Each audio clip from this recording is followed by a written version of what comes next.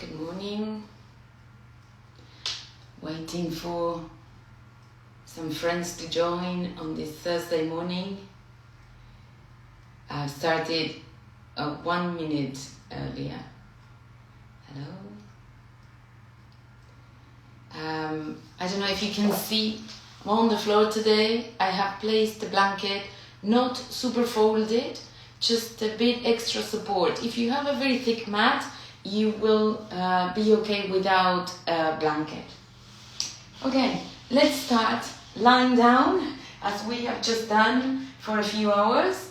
But this time around, you want to be bringing one leg up at a time. So my left leg will stay exactly as it is, and my right knee will come to my chest. If you have knee issues, you can hold on from the back of the thigh, and if you don't, take hold of the shin, interlace your fingers and press strongly. It's a question of bringing the knee towards you and the tailbone away from you. So now, come onto the heel of the left leg and stretch it. The idea is to stretch the hip bones up and the leg, the back of the thigh, away from your waist. Try to put the two shoulders on the ground and extend the back of the neck. So the tendency is to lift the chin like that. Release the leg, bend the two of them again, bring the left one up, hands to the shin or to the back of the thigh, and really press. So in order for you to bring the leg closer to your ribs, you will need to make some room at the abdomen area, and that will not happen unless you lift the pubic bone a little. Pubic bone to navel. Come to the heel of the right leg and extend away. So lumbar spine pressing against the mat. Back of the right thigh pressing against the mat, and then extend the outer right hip away from you. Pull the leg to you. Open the shoulders.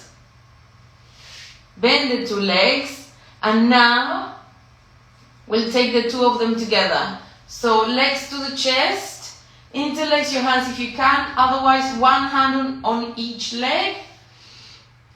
Exhale and stretch your spine, head to one direction and tailbone to the opposite direction. Try to bring the shoulders to the floor, extend the spine, feel the stretch of the spine. Soften the abdomen. Alright, now we're going to simply turn ourselves around. So take a look at that compression that we have just created. Turn ourselves around and come into downward facing dog or Adho Mukha Svanasana. So be on your knees, hands as wide as your shoulders, and walk a little bit back with your knees. Lock your elbows, turn the upper arms from the inside out, so triceps in that direction, biceps in that direction, and lift the knees, then stretch the body back. It doesn't matter if the heels don't reach the floor, but it's early in the morning, so take them back. Stretch the soles of your feet back.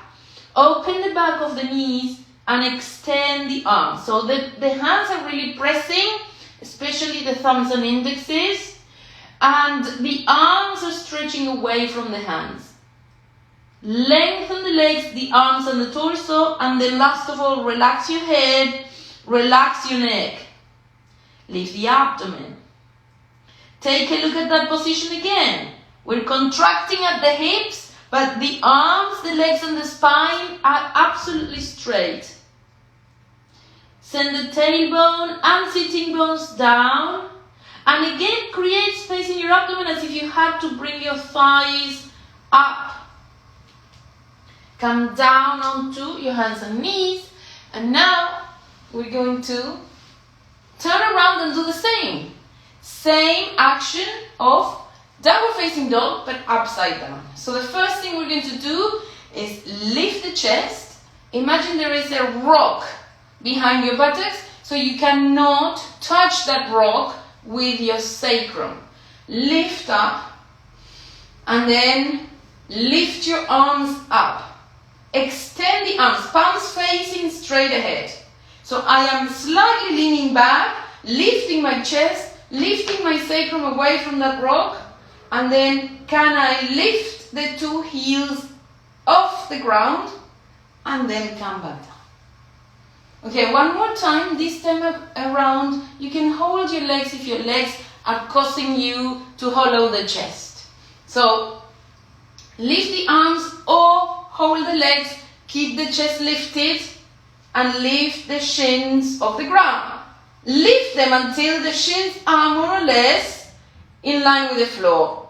Shoulders down, lift the chest. Don't lean on that imaginary rock and then come back up. Can we now do it so that we take the legs all the way up? That means the feet and the head more or less at the same direction. This is going to be very brief, don't worry. So, lift your arms all the way up, hands facing forwards, lengthen the shoulders down, lean back. Heels up, shins up, extend the legs away, roll the thighs in, lift the chest and release. Okay, now we are going to do a stretch of the two legs at the same time. So once one front leg is stretching, the other back leg is stretching. Take a look. We'll kneel in all fours. My right leg will stay back and my left leg will kneel forward. I will maintain my two hands interlaced like that on the thigh of the left leg. So I am coming forward, pushing with the middle buttock and pressing the shin and ankle of the right leg to the floor. If this is too much for people with knee injuries, stay here, but lengthen the tailbone to the back of the right knee. Others can come all the way, lift from the pubic bone, and then extend back, hinge your hips, as if you were going to do child's pose. Lift to the heel of the left leg and press down with your hands on the thigh, shoulders away from the ears, flatten the back, and as you are extending that leg, suck up from the knee and the thigh. One more time. We go forward, stretching the back leg, front thigh. And as we hinge back, come onto the heel, keep pressing on this right leg, shin and ankle. Extend the leg, pull up the knee. Now come back to two right angles and swap sides. So now, two hands. Let's see if we can change the interlock of the fingers. Press forward with the middle buttock on both sides evenly, so try not to misalign the hips. Lift the chest, pubic bone away from that thigh. And back you go. Stretching the back side of the right leg, but then pulling up the thigh. Forwards, lift the chest, press your buttock, roll the outer right thigh down. Exhale, roll on the ball of the foot, then on the heel, and take your toes to the shin, open the chest, meet the big toe with your chest, two hips aligned, extend, and then come back to the two legs at the right angle. Right. You can kneel up or sit and keep breathing. Lift your arms. With one hand you stretch the other wrist. Come back to the center. With the other hand you stretch the other wrist. And release. Okay.